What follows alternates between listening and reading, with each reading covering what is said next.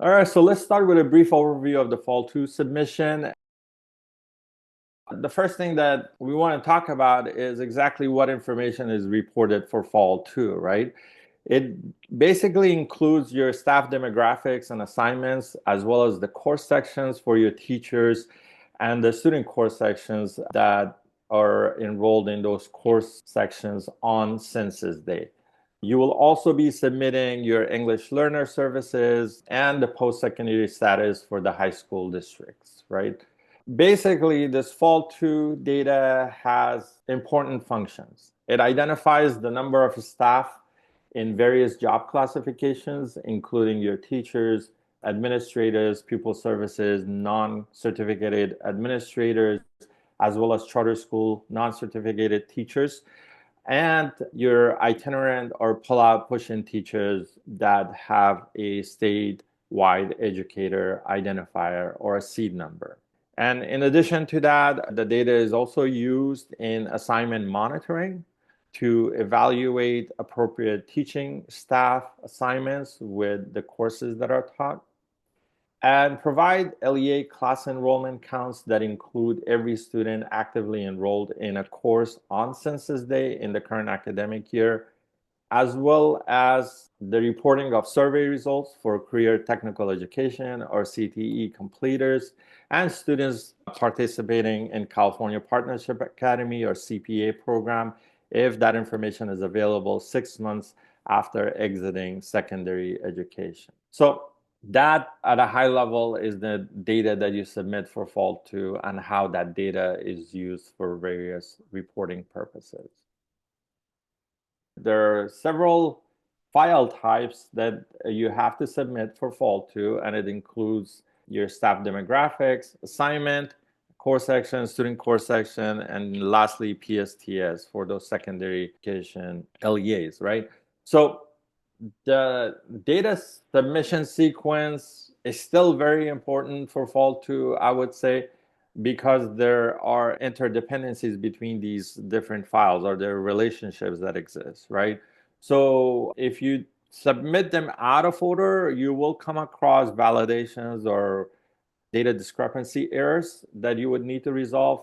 And sometimes those can be challenging and confusing for you because the error sometimes does not clearly state what may be missing or why it's triggering, etc. So it creates additional work for you, I would think.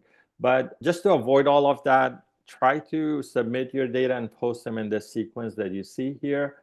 So that way you can avoid a lot of those validations. And the PSTS file type, there is no relationship between that and the other files. So you can submit that out of sequence if there's a need. And there's additional information in the notes of this slide if you need to review that.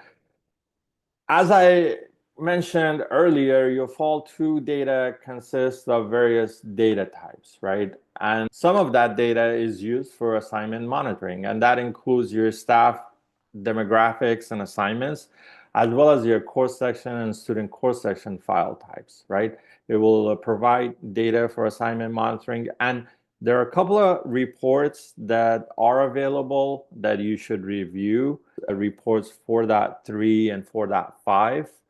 You need to look at the details of those reports, and it provides a lot of information and attributes for your assignment monitoring. And Nate does a great job in the regular reporting and certification training going over these reports and explaining the various sections of those reports. And also in the notes of this slide, we have a link to the Fall-2 training recordings for state assignment monitoring. That training was delivered by CDE, I believe it was Brandy, a couple of years ago, and she goes over all the details related to assignment monitoring and how it relates to your CalPADS work in Fall-2.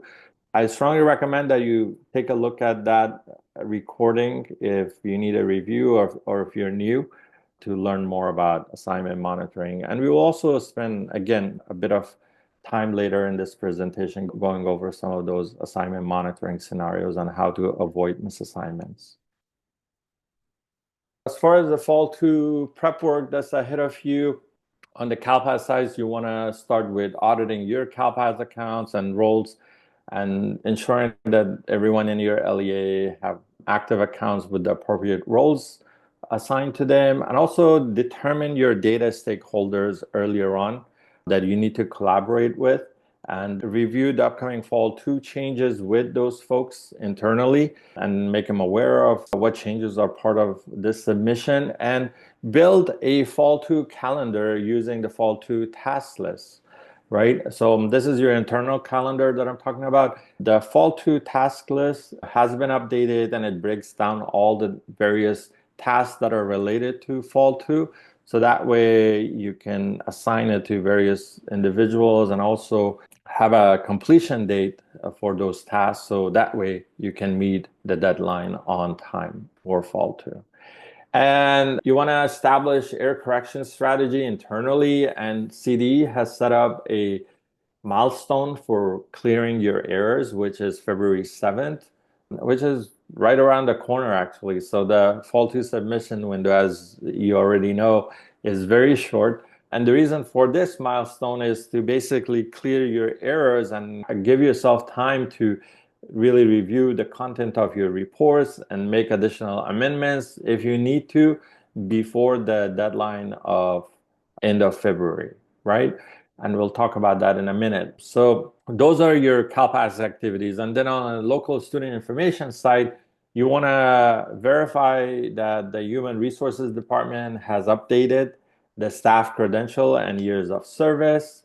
There is a new data discrepancy error introduced this year that will check that anytime you submit an assignment, there's also a staff demographics in the current academic year, meaning with an effective date in the current academic year. So you do need to submit the SDEM for all of your staff on an annual basis if you hadn't done that before. And audit your SIS records to make sure the required data are populated, and there are various validations that are built into the local student information systems. Run those to make sure you have cleared all the errors and that it catches before uploading your files to avoid errors on the CalPAS site.